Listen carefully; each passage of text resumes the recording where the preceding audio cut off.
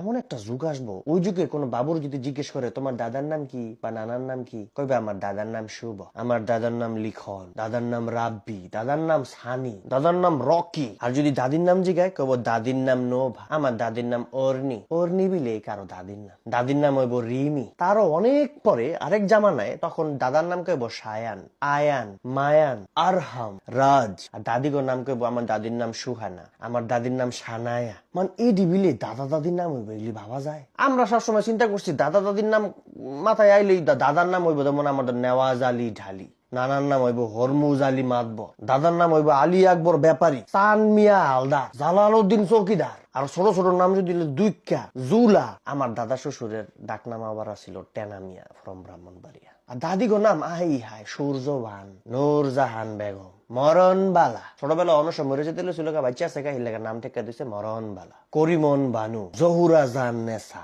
মানে এরকম নাম হইব দাদিদের নাম। দাদির নাম কে বলবো অর্নি। তারপর গ্রামগঞ্জে সবাই তো না আধুনিক নাম।